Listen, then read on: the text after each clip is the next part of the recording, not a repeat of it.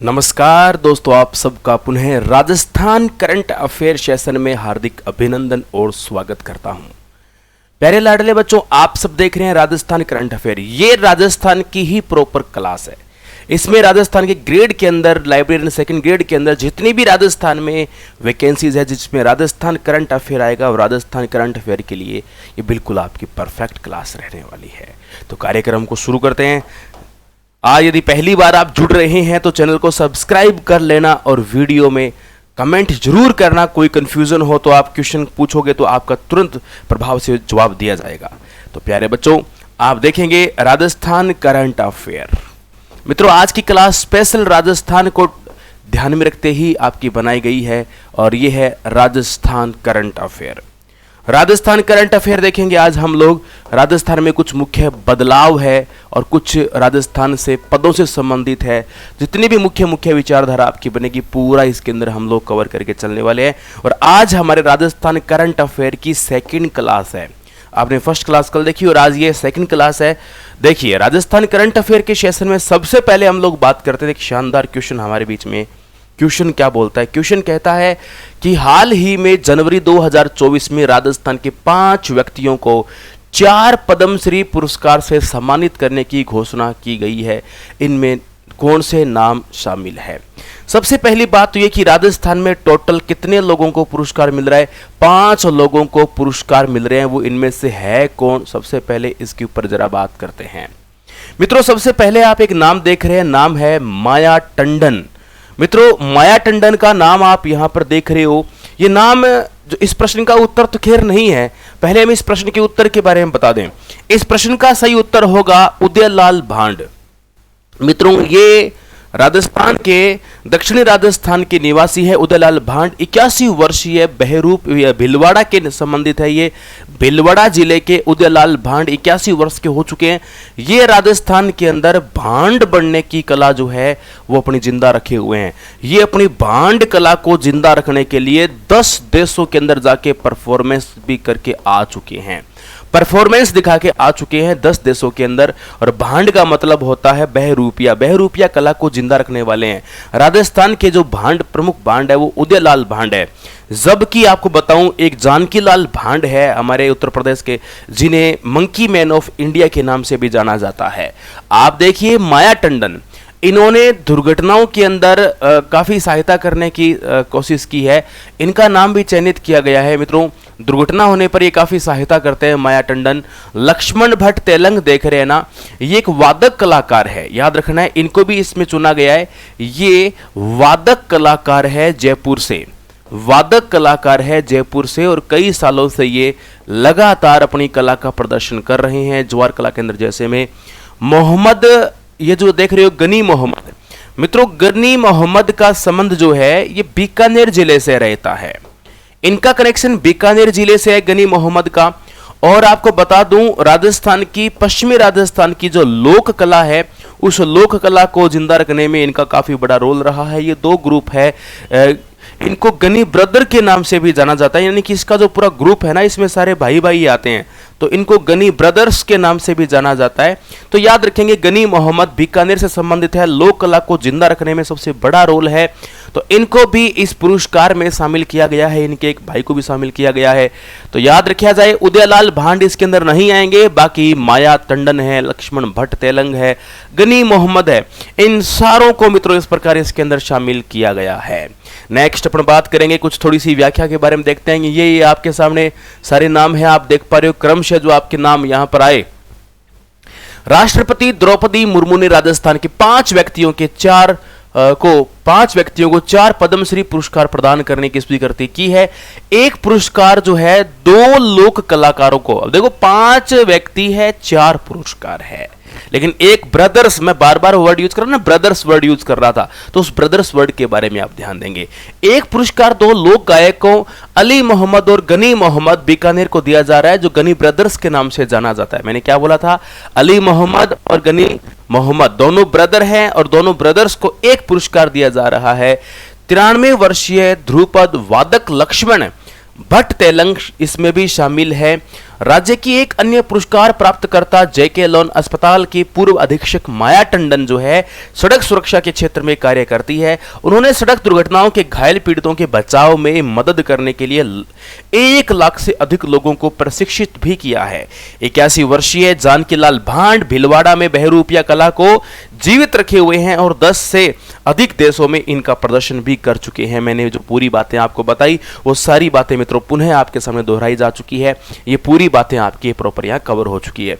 Next बात करते हैं अगले पॉइंट को लेकर। हाल ही में जनवरी 2024 में राजस्थान के किस पूर्व उप मुख्यमंत्री और विधानसभा अध्यक्ष का निधन हो चुका है? तो देखो इसके अंदर कौन है, 2 बार मित्रों ये रह चुके हैं। मैं आपको बता दूं इसका सही उत्तर पहले तो आप मुझे कमेंट करके बताओ फटाफट से, क्या कमेंट रहेगा।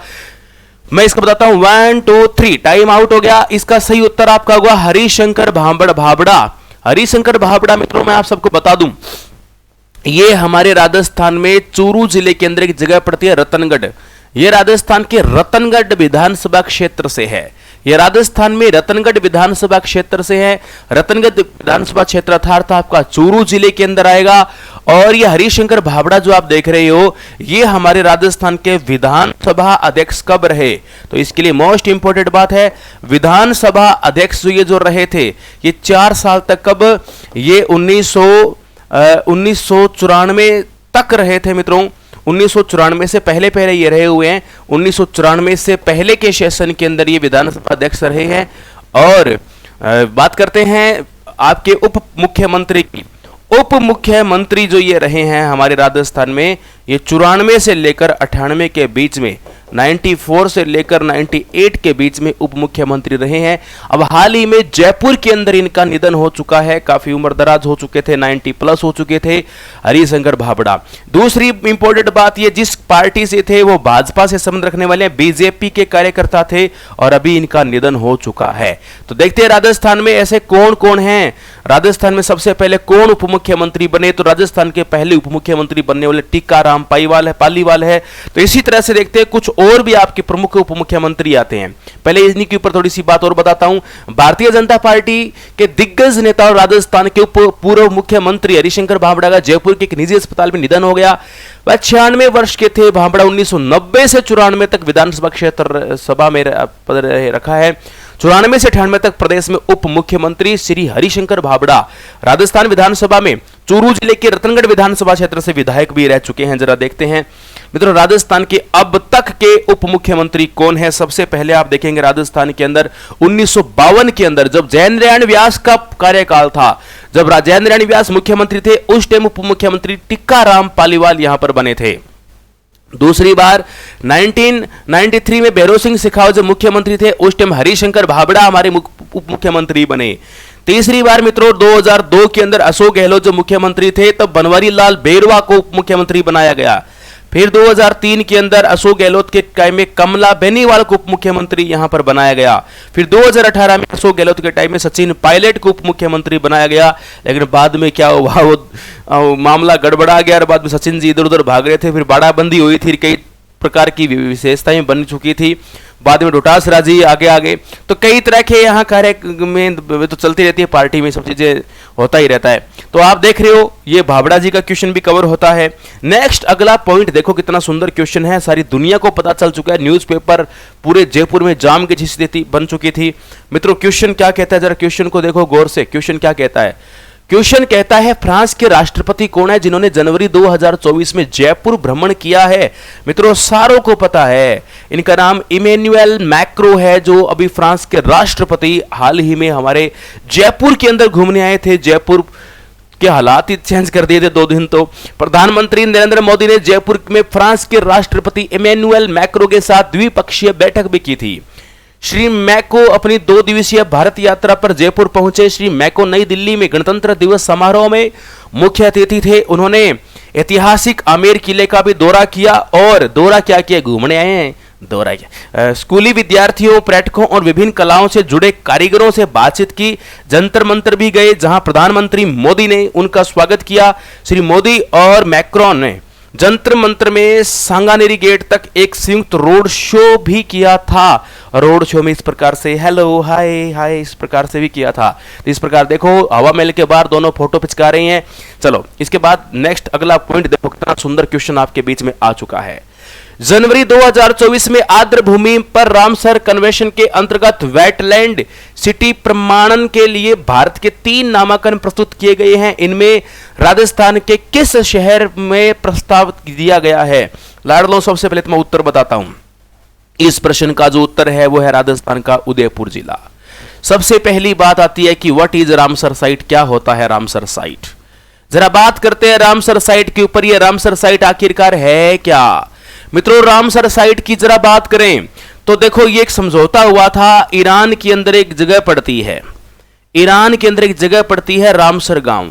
1970 के लमसम बात है ये। रामसर साइट भारत विश्व के ईरान देश में, यूरोप महाद्वीप अपने एशिया महाद्वीप का देश ईरान है, इसके अंदर रामसर नाम की जगह पड़ती है। यहां समझौता हुआ। इसमें टारगेट था कि दुनिया की जितनी भी हमारी आर्द्र भूमि है, आर्द्र भूमि को लक्ष्य निर्धारित करते हुए और आर्द्र भूमि जितनी भी है इस आर्द्र भूमि को इसके अंदर लक्ष्य में रखा जाएगा और उनको रामसर साइट घोषित किया जाएगा। आज राजस्थान के अंदर उदयपुर से पहले हमारे राजस्थान में टोटल हमारे राजस्थान के अंदर 2 रामसर साइट है। प्यारे बच्चों राजस्थान के अंदर 2 रामसर साइट है। उसमें सबसे पहले आप देखोगे केवलादेव घना पक्षी विहार है और राजस्थान की सांबर लेक, ये 2 रामसर साइट राजस्थान में जुड़े जा चुके हैं। लेकिन मैं आपको बता दूं भारत में सबसे ज्यादा रामसर साइट तमिलनाडु राज्य के अंदर है। 14+ रामसर साइट भारत के तमिलनाडु के अंदर है रामसर साइट। और राजस्थान में तीसरा जो रामसर साइट में नम या आर्द्र, इसको नम भूमि भी कह सकते हो, आर्द्र भूमि भी क्षेत्र कह सकते हो, तो उसमें शामिल जिसे किया जा रहा है वो राजस्थान का हमारा कौन सा डिस्ट्रिक्ट हो जाएगा? वो हमारे राजस्थान का लाडले बच्चों उदयपुर डिस्ट्रिक्ट हमारा यहां पर हो जाएगा। मैं आपको बता दूं इसके बारे में, इसका परिचय आपको दे देता हूं। देखो जो आर्द्र भूमि होती है, आर्द्र भूमियों को लक्ष्य करके ये काम किया गया है।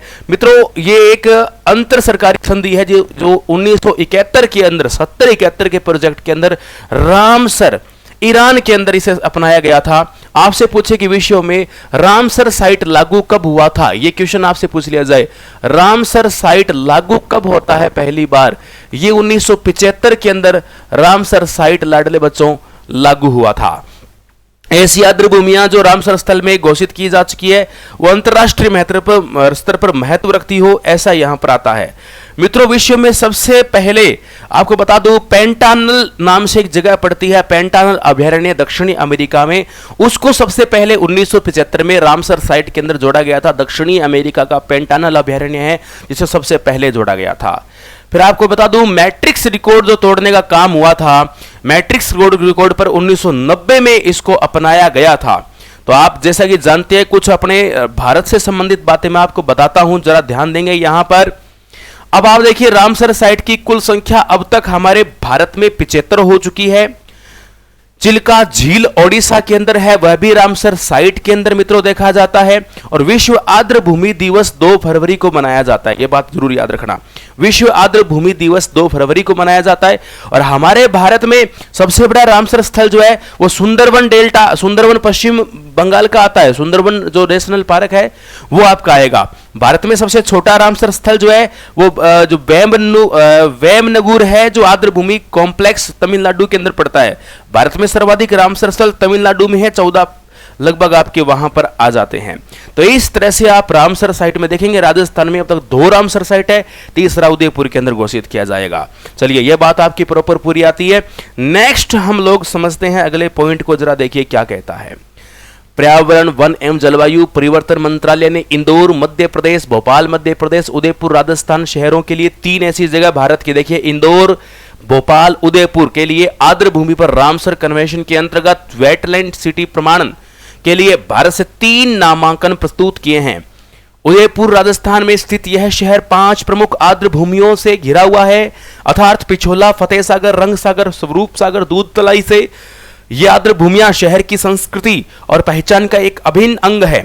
शहर के सूक्ष्म जलवायु को बनाए रखने में मदद करते हैं और चरम घटनाओं से सुरक्षा प्रदान करते हैं। तो इस प्रकार से आप देख रहे हो मित्रों रामसर हमारे लिए कितना मोस्ट इंपॉर्टेंट एक स्थान आपका हो गया। रामसर साइट जैसा कि आपको बताया भारत में पहली बार लागू 1975 के अंदर होती है। 75 से ज्यादा स्थान अपने भारत के इसके अंदर चयनित हो चुके हैं। हाल ही में सदास्तन सिख संयुक्त सैन्य अभ्यास राजस्थान में भारत और किस देश के मध्य शुरू हुआ है? तो आपका जवाब होगा मित्रों सऊदी अरब करना है। कई देशों के बीच में सैन्य अभियान चलते हैं। कई देश ऐसे होते हैं जो सैन्य अभ्यास चलते रहते हैं। भारत और सऊदी अरब का संयुक्त सैन्य अभ्यास सदातन सिख का प्रारंभिक संस्करण राजस्थान के बीकानेर जिले के महाजन से शुरू हुआ है। मित्रों आपको बता दूं ये महाजन जो बीकानेर में है, हमारे राजस्थान में महाजन बीकानेर के अंदर डेजर्ट के अंदर एक ऐसा स्थान है जहां पर जनसंख्या बाहुल्य कम है और यहाँ की मिट्टी बड़ी पॉपुलर है और यहाँ की मिट्टी से मटके बनाए जाते हैं। महाजन के मटके काफी लोकप्रिय है। यह अभ्यास 29 जनवरी से शुरू होकर 10 फरवरी 2024 तक संचालित हुआ है। लाडले बच्चों आपको बता दूं 10 फरवरी तक आपका संचालित हुआ है ये। और इसी के साथ मैं आप सबको बता दूं कि इस संयुक्त अभ्यास का उद्देश्य संयुक्त राष्ट्र चार्टर के अध्याय 7 के तहत अर्ध रेगिस्तानी इलाके में संयुक्त अभियानों के लिए दोनों देशों में सैनिकों को प्रशिक्षित करना भी इसके अंदर यहां पर लक्ष्य निर्धारित किया गया है। नेक्स्ट आप यहां पर देखेंगे इंटरनेशनल कैमल फेस्टिवल का आयोजन राजस्थान के किस शहर में किया गया है? प्यारे बच्चों कितनी अद्भुत बात है, जरा देखें। इंटरनेशनल कैमल फेस्टिवल का आयोजन राजस्थान के किस शहर में किया गया है? तो प्यारे बच्चों ये जो हमेशा याद रखना ऊंट महोत्सव है राजस्थान के बीकानेर जिले के अंदर ये आयोजित होता है। ऊंट महोत्सव राजस्थान के कौन से जिले में आयोजित होता है? बीकानेर जिले में आयोजित होता है। अंतरराष्ट्रीय ऊंट महोत्सव का आयोजन राजस्थान के बीकानेर जिले में किया गया। इसकी शुरुआत हेरिटेज वॉक के साथ की गई। हेरिटेज वॉक रामपुरिया हवेली से शुरू हुई और शहर के मुख्य सड़कों से होकर राव बीकाजी की टेकरी पर समाप्त हुई है। राजस्थान में डेजर्ट महोत्सव जैसलमेर, नागौर महोत्सव नागौर में और पुष्कर मेला पुष्कर जैसे अजमेर जिलों में ये इनका आयोजन किया जाता है। नेक्स्ट आप अगला क्वेश्चन देखिए, कितना बेहतरीन क्वेश्चन आप सबके बीच में है। हाल ही में जनवरी 2024 में घुड़सवारी खेल के लिए अर्जुन पुरस्कार पाने वाली भारतीय पहली महिला कौन बनी? तो मित्रों देखिए अर्जुन पुरस्कार पाने वाली जो हमारे यहाँ पर पहली महिला है उस महिला का नाम है दिव्यकृति सिंह। हमारे भारत की पहली, आप यहाँ पर देख रहे हो कितना गजब का सवाल है, पहली भारतीय महिला जो अर्जुन पुरस्कार प्राप्त कर रही है। नेक्स्ट आप इसके अंदर देखेंगे कि महिला घुड़सवार दिव्यकृति सिंह को अर्जुन अवार्ड से सम्मानित किया गया है और विदेश के सबसे प्रतिष्ठित खेल पुरस्कारों में से एक अर्जुन अवार्ड को पाने वाली पहली महिला घुड़सवारी बन चुकी है। आपको बताऊं दिव्यकृति पिछले 5 वर्षों में अर्जुन अवार्ड पाने वाली राजस्थान की एकमात्र महिला है। यानी भारतीयता के साथ साथ यदि राज्य के हिसाब से उसका आंकलन किया जाए तो ये महिला राजस्थान राज्य से संबंध रखती है। दिव्यकृति सिंह राजस्थान के नागौर जिले की रहने वाली है। तो नागौरी भी आपको बता दूं आजकल पूरे भारत के अंदर धूम मचा रहे हैं। तेजल सरकार वाले भी लगातार धूम मचाए जा रहे हैं हमारे यहां पर। नेक्स्ट आप आगे देख रहे हैं अगला क्वेश्चन हमारा, हाल ही में जनवरी 2024 में किस शहर में पुलिस महानिदेशकों और पुलिस महानिरीक्षकों का 58वां सम्मेलन आयोजित हुआ है? तो मैं आपको बता दूं यह राजस्थान की राजधानी जयपुर के अंदर मित्रों यहां पर आयोजित हुआ है। और जब पुलिस की बात आती है तो जयपुर और जोधपुर यहां पर पुलिस निदेशकों के लिए जयपुर जोधपुर 2 शहर हमारे जाने जाते हैं। तो जैसे आप बात करेंगे सबसे पहले आप देख पा रहे हो जयपुर शहर में मित्रों 58वां सम्मेलन यहां पर जारी हुआ है।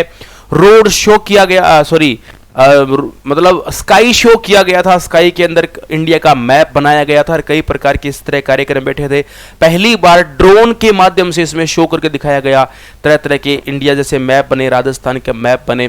गृह मंत्री श्री अमित शाह ने राजस्थान इंटरनेशनल सेंटर जयपुर में पुलिस महानिदेशकों और पुलिस महानिरीक्षकों के 58वें सम्मेलन का उद्घाटन किया।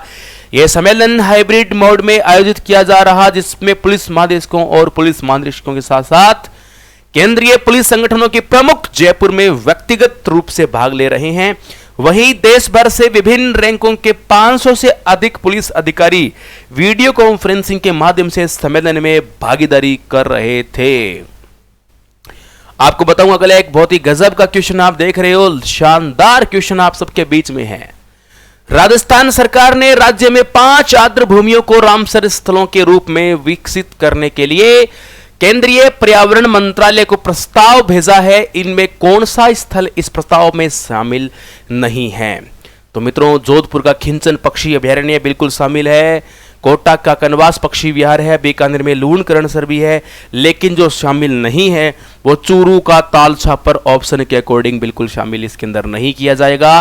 जोधपुर में खिंचन गांव जो आप लगातार मित्रों देख रहे हो, खिंचन गांव के बारे में मैं आपको बता दूं, ये खास करके डेमोसिल क्रेन के लिए जाना जाता है, यानी कुरंजा पक्षी के लिए विशेष तौर पे जाना जाता है। ये पक्षी एक लंबी यात्रा करके यहां पर भारत में अपने आते हैं, मंगोलिया से और साइबेरिया से आने वाले पक्षी है। खास करके ये हमारे यहाँ शीतकाल प्रवास बिताने के लिए आते हैं। शीतकाल के अंदर यहाँ पर ये पक्षी खूब देखे जाते हैं। फ्लेमिंगो भी यहाँ पर देखे जाते हैं। शीतकाल प्रवास के दौरान यहाँ पर आएंगे, टर टर करते रहते हैं। बाप लेक के अंदर ये नमक की पपड़ियां खाते हैं और दिन के अंदर घूमने के लिए कुरंजा खिंचन गांव के तालाब में आकर यहाँ पानी पीते हैं। दिन भर यहाँ पर इनका कुनब्बा पूरा ग्रुप इनका यहाँ पर घूमता रहता है।